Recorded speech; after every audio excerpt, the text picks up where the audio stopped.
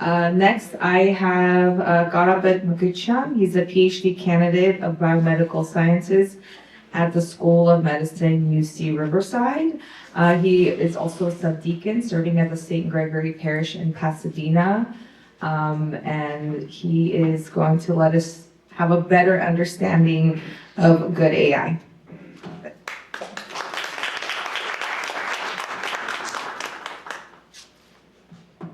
Thank you for that last presentation, Greg. I aspire to be as creative as you. My presentation will have some creative elements probably, but not nearly as much. I don't think I've retained as much of my creativity as I got older. So, as was mentioned, my name is Karapet. I'm a candidate at the UC Riverside School of Medicine, and today I'm going to be talking to you guys about how we can use AI in good ways, and what does it mean for an AI to be good, how can we make them and use them ethically, and kind of the tools that are in our hands to do that. And also a little bit about how we can use it not to create images of hands with 4 fingers, which is kind of outside of our reality, but to better understand the reality that we actually live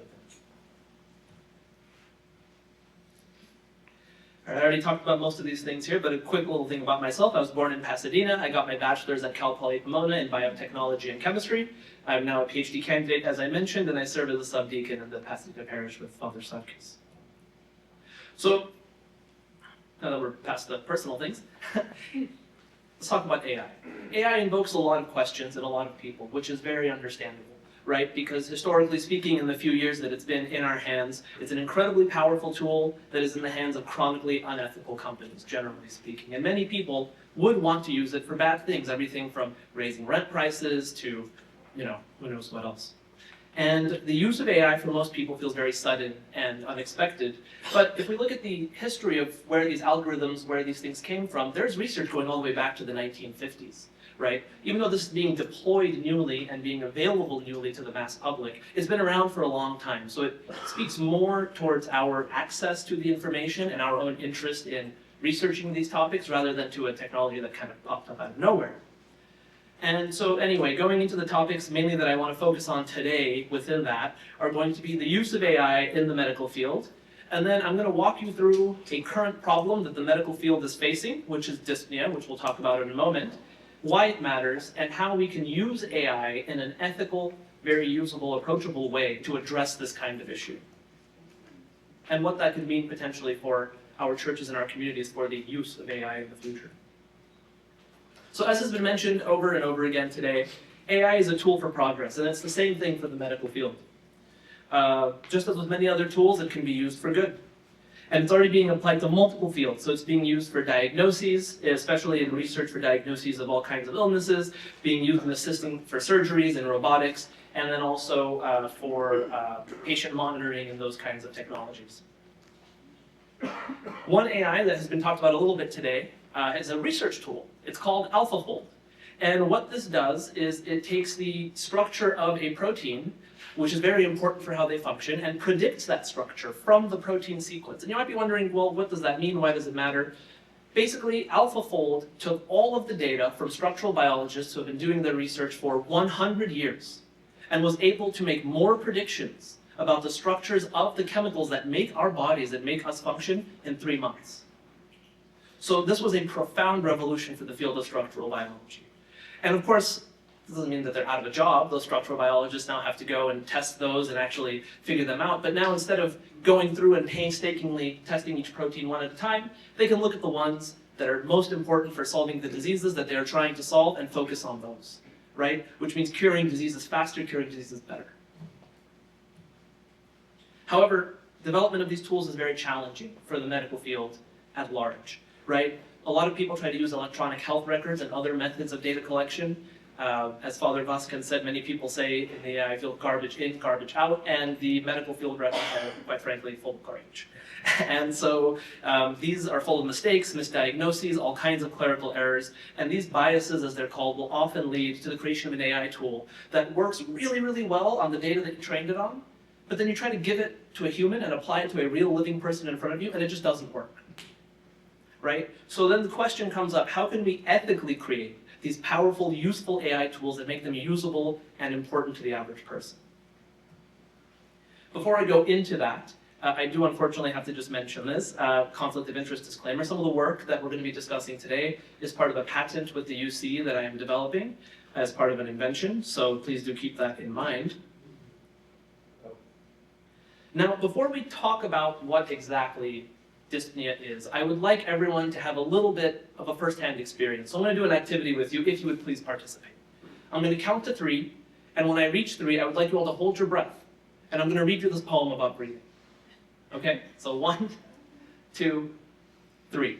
This is Breath's Ballet by Maya Anthony. Gentle rise and gentle fall. Breath's ballet, uniting all. A rhythmic motion, dance of chest, life's quiet music at its best. Twirling thoughts, pirouettes of mind. In each inhale, peace we find. With every exhale, worries sway. Breath's ballet keeps them at bay. Graceful dancer, never at rest, guiding life at its bequest. In every step, in every plea, Breath's ballet sets us free. Now, congratulations if you're still holding your breath. It's quite a lot. So, as you were holding your breath there, you started to feel an uncomfortable sensation, right? Maybe a feeling in your lungs, maybe some mental discomfort in your mind, some anxiety or some tension. But as you started to breathe, you've started to forget that feeling. In fact, your body has probably already forgotten that discomfort you had a moment ago. Well, what if I told you with your next breath you wouldn't feel better? What if I told you for minutes or hours you wouldn't feel better? What if I told you that the more you tried to breathe, and the harder you tried to breathe, the worse you would feel? That is dyspnea. And that is what people experience in hospitals all around the world every single day. Basically put, dyspnea is the sensation of shortness of breath. It is very common in critical care patients, so 50% of people on a ventilator are going to experience this symptom. 40% of critically ill patients, regardless of the illness, it might not be lung-related, will feel this symptom. And about 34% of cancer patients, again, regardless of the type of cancer that they have, will experience dyspnea during their hospital stay. It is the most common symptom in anxiety and panic disorders, and it is an independent predictor of mortality. And what I mean by that is when you go to the hospital, if you develop shortness of breath while you are there, your chances of dying for any reason increase. So it sounds very important, right? It sounds like doctors should know when you're short of breath. It sounds like they should treat you when you're short of breath. And yet, time and time again, studies have shown that it is frequently underestimated. And I want to emphasize, this is not the doctor's fault. They are doing the best that they can. The tools they have been given are just not sufficient to answer the question. The current golden standard tool is called the Respiratory Distress Observation Scale. I'll be calling it the RDOS for short from this point forward. Some of the points in the RDOS are very easy to find with medical equipment, right? Something like a blood pressure cuff, a heart rate monitor, those kinds of things. Many of the other points are not. They are very highly subjective and rely on the physician to make that guess.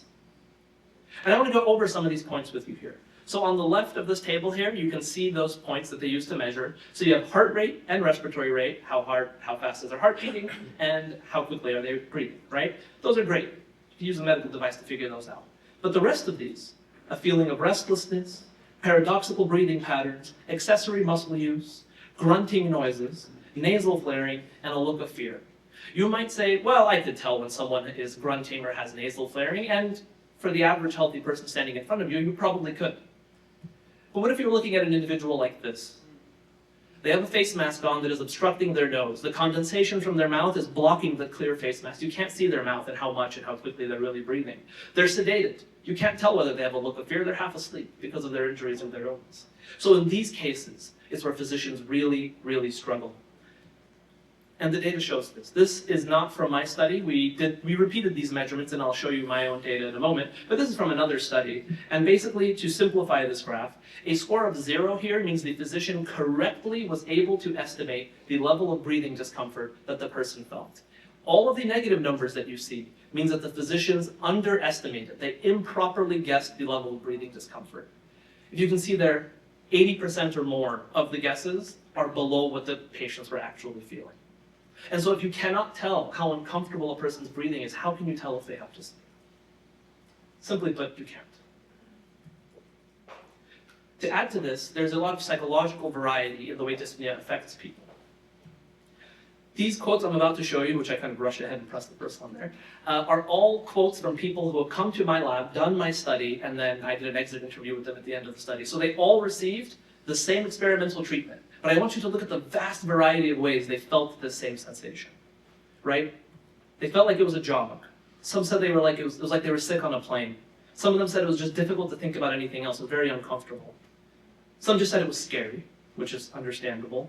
And the worst one, they said that they just felt like they were waiting to drown. Yeah. And so it's not surprising that dyspnea can lead to PTSD-like symptoms, because if you feel like you are drowning, that is your reality that you are experiencing.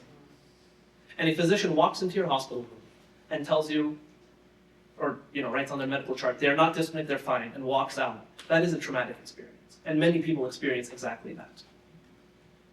Great, so what does this all mean? Why am I talking about all this doom and gloom? This is supposed to be about AI, right? So basically, while some of these signs, physical signs, show relationships, it's a very complex symptom, it's a very complex medical problem to tackle for the average human. In fact, so far, it's basically been impossible. There's a huge amount of variation in the way that people feel, express, and communicate their discomfort, increasing the challenge for these physicians. So we desperately need a new tool to address the needs of both the patients and the physician, so they can do their job better and the patients can feel better and survive more, basically. And that's where AI comes in. So machine learning, which we're going to be talking about, is one of the categories of AI. There's a couple of other subcategories. Many of these algorithms will take data and learn about it the same way that humans do, with pattern recognition and many of the same processes our own minds kind of use, just in a slightly kind of more efficient and focused way, right? In terms of performance, these AI models, specifically in machine learning, can use a lot of data all at the same time. They can consider many different variables. The human brain can also do that, but not to the same capacity. And then also, if you generate a tool using something like machine learning, it can watch over a person 24/7. So if they're in the hospital at any point that they feel uncomfortable, the AI can let the physicians and the nurses know that that person needs medical attention. This is very different than standard ICU practices, where the physicians come in twice a day and the nurses come in once an hour.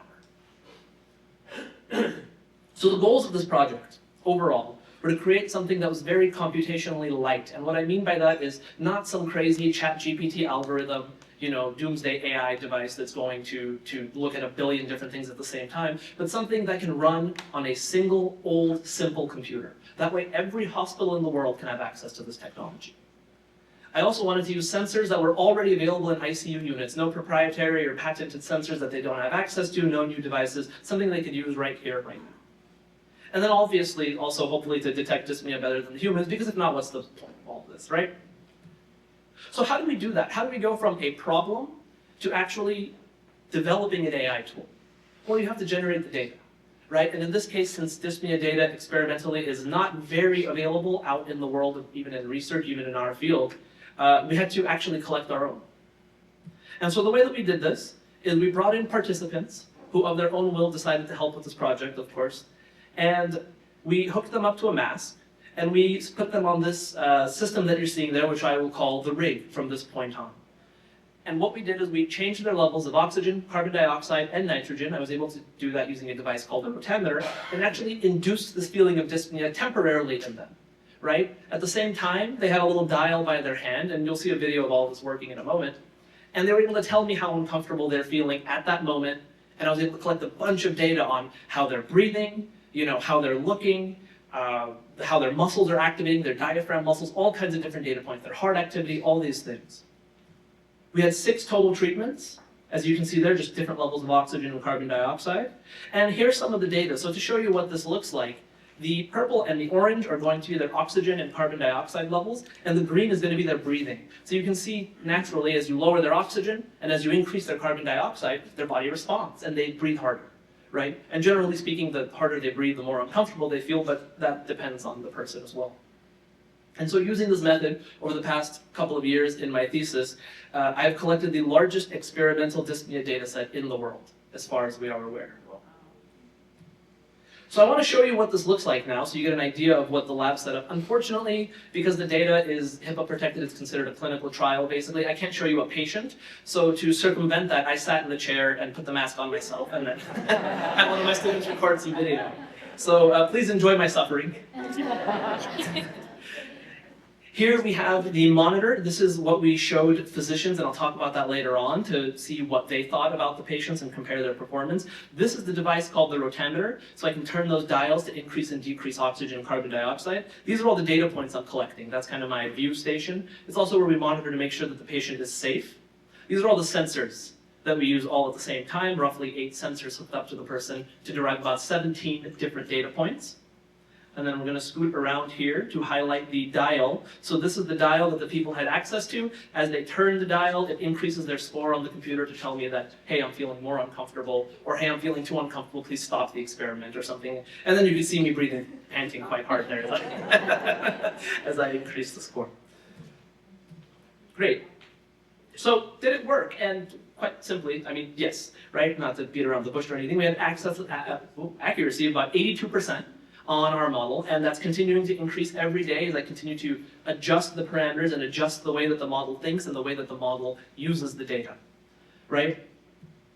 And to give you a little sneak peek on how these models think, the model that I chose is called a decision tree, more specifically a random forest, which means it takes one of these, which takes a variable that I collected, divides the population based on whether or not they actually had dyspnea based on the score they gave me, and then continues to divide until it categorizes every person correctly into having dyspnea or not.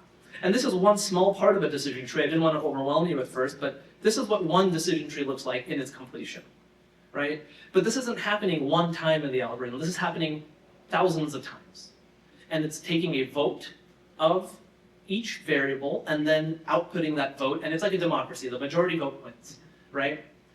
And so this can happen every second, constantly, and monitoring the patient with very, very little resources required from the computers at the hospital. But great, you're saying, okay, fine, you show the AI, it works, 82% accuracy, I don't even know what that means. How are physicians doing with the same data? If a doctor was standing there with you, looking at those patients, would they be able to guess if they were dyspneic or not? So we wanted to test that as well. We took video recordings of our patients, and again, you'd see me because I can't show the patients. And then I had my 2 students go out to hospitals and work with a piece of software that was developed by an engineering student, Dr. Gustavo Ramirez, who I believe is also graduating soon. And they actually asked the physicians, watch these videos of these patients and tell us, do they have dyspnea or not? And what we found was not surprising, but unfortunate nonetheless. They had an overall accuracy of about 56%, which means almost half of the time they were not able to tell that the people that we were experimenting on were experiencing dyspnea. So if you were to walk into a room with a coin in your hand and flip the coin and do heads or tails, and the physician walks in who has decades of medical experience and training, you're almost going to get it correct as many times as they did, right? And what's even worse is if you look at what's called a true positive rate, which means the people who had dyspnea, how many of them did they correctly identify? It was only 36%. So roughly 1 in 3 people who actually experienced dyspnea are diagnosed correctly.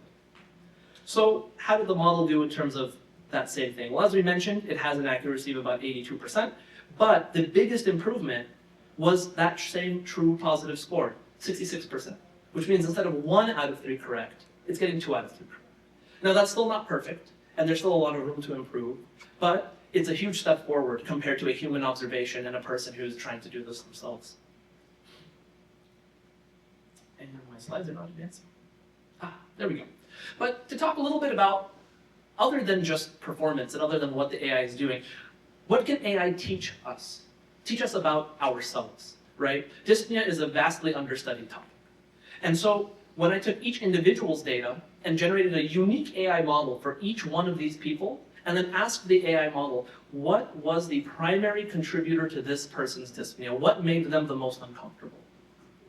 The answer was very surprising. You would think that a breathing-related symptom would be related to breathing. And yet 50% roughly of people did not have a breathing-related metric as the reason that they were the most uncomfortable. Some of them was just their heart rate, right? Some of them was the amount of oxygen they were breathing or some other factor, right? And for some of them, it was simply their gender, where if they had the exact same, biomarker levels, but they were a man or they were a woman, they would have experienced it differently.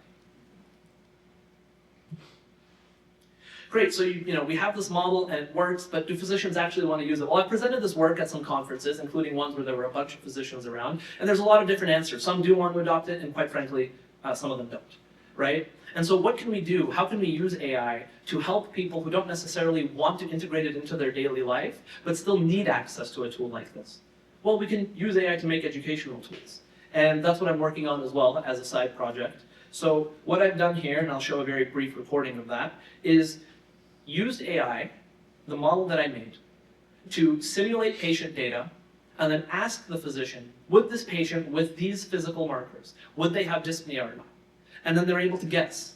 And then it tells them whether they got it right or wrong. So if they do this repetitively, their brain will start to think the way that the AI model does in terms of those physical markers that are being collected on these patients and be able to make better predictions. So to give an example of that very briefly, it's kind of hard to see, isn't it? I apologize. This is a very beta software, so not anything that's deployable or ready to use yet. So you can see there's numbers being generated. The physician is able to guess dyspneic or not dyspneic, and then it gives them a score. They can then do that again, which I believe they're trying to do right now. And by them, I really mean me. This was me testing myself. And then I did worse the second time, even apparently as an expert in this, I don't know whether people have dyspnea or not. And then it gives them graphs to show how they're performing over time. Right? So using a tool like this, they would be able to be a better physician without relying on the AI day-to-day, just being educated by it. I want to conclude on something that, based on some of the other talks today, may potentially be slightly controversial. And it's how can we use AI as a community, as Christians? How can we use it to serve God? For some of us, those who have a scientific or biological calling, it may be to ease the suffering of others, right? That would be the case with the tools that I'm trying to develop. It could be used to better understand the subjective reality that each individual experiences, to understand ourselves better, use that to make the world a better place. But there's many other theologically focused things that we could potentially use AI for. As some people have talked about today, we could, for example, collect a database of all of the knowledge, all of the theological knowledge from the Armenian church, and then have an AI be able to interpret that, cite it, reference it, and be able to educate people who perhaps if they're walking down the street one day and have a question about the church, have a question about their faith, can immediately receive an answer, right? These models can also be made in a way to incline people to go to church. It doesn't have to be something that disconnects them from their faith. It can be something that connects them to their faith. Or for example, to categorize people who struggle with connecting in their faith and come up with better strategies to approach these people, to bring them back to the community, to bring them back to church. These are just talking points. These are not things that exist yet or have been made or are being used, but it's just to spark a discussion and talk about how these tools can be used for good, even in our faith. We just have to think about how to apply them properly. And finally, I'd like to leave you with a quote. I'm quoting myself. So, this is a quote that I've held on to for many years, and I was looking for the right time to actually use it in a presentation, and I think this was the right time to use it, right? And so I say, imagination is the uncharted land upon which the roads of reality are paved. We're not limited by our tools. We're limited by our own imagination. So please educate yourselves on AI, learn how they're made, learn how they're used, and we can work as a community to use them for good. Because this isn't just a fad tool that's going to come and go. This is the next printing press. This is an industrial revolution. This is the next internet. So we need to stay with it, and we need to actually use it. In conclusion, I always like to end a little bit humbly. Compared to the vast known information in the universe, I really basically know nothing, right? So with that being said, I'm ready to answer any questions.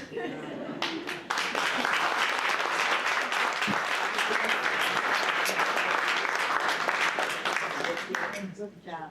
Super. Quick question. Yes. So dyspnea was it called? Yes, dyspnea, yes. Dyspnea. Is it psychological or physiological or both, or doesn't matter?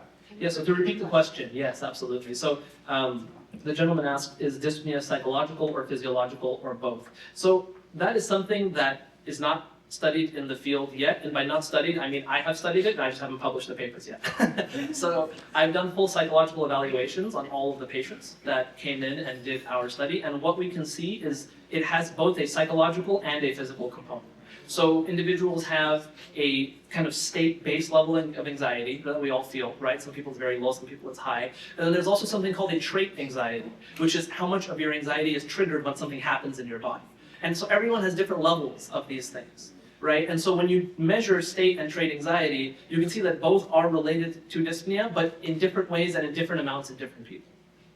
So the only thing is, the reason that I didn't use it in the algorithms is when someone arrives in the ICU, there's no way to evaluate their state or trait anxiety. It's not a useful data point for a hospital, right? So for this particular tool, it's not useful, but for studying dyspnea as a whole, it is invaluable. Did you have another question? Yes? I can make a comment on a question. Oh, sure. If I may. Typically, when you don't have AI and you're doing your research for something like this, Yes. you have your markers, 5, 6, 7, 10 markers. Yeah.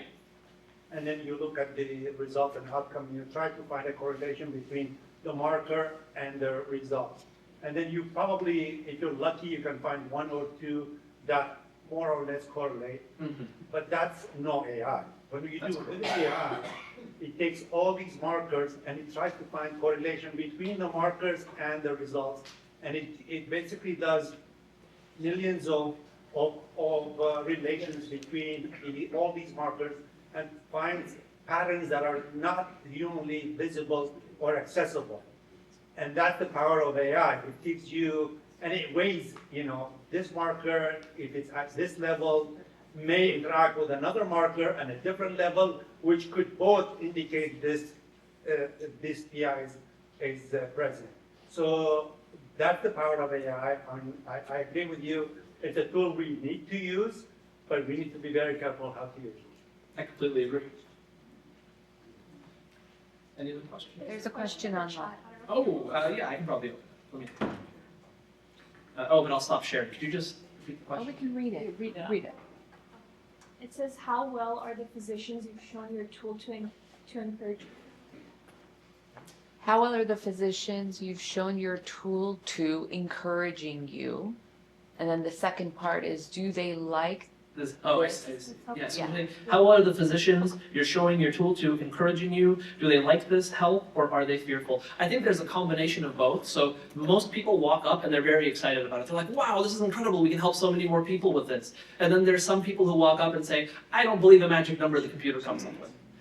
Right? So, but that's usually the minority. Fortunately, most people are pretty ready to adopt the technology like this. I think in some studies and some surveys they've done of doctors, like 60 to 70% of doctors are all with AI. They're ready to use it, especially in this way where it's not making any life or death decisions for a patient or anything like that. It's just helping the doctor figure out what their patient is feeling.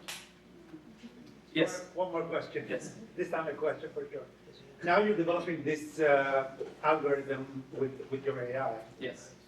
How flexible is your system that could be used on different medical symptoms with new sets of data?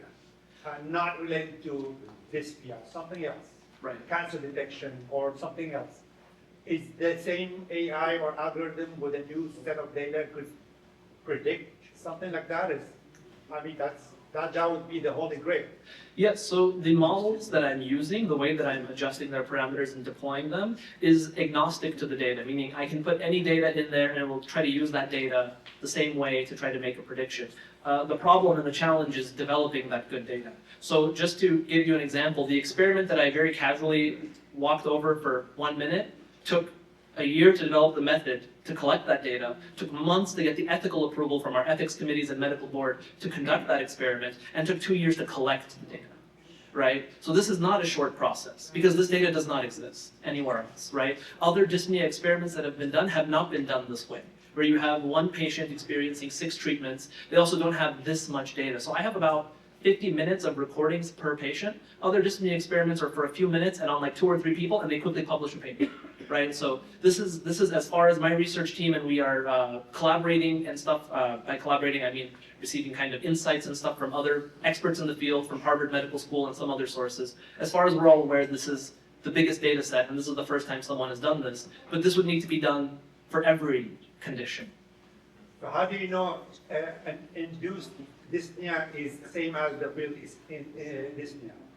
Yeah, that's a fantastic question. So that would take a long time to answer, but I'll give you a very, very simple answer. Is that there are 3 main triggers of dyspnea this is the main and kind of strongest one. So there's these things called chemoreceptors near your heart, and there's some in your brain as well that detect the levels of oxygen and carbon dioxide, and those trigger pretty severe dyspnea. And the same things are triggered in someone in the hospital, specifically free breathing people, so somebody not on a ventilator, right? So this algorithm, we would have to test it on people on a ventilator, test it on people without a ventilator to really know the performance difference in those sick people. But in healthy people, it works very, very well.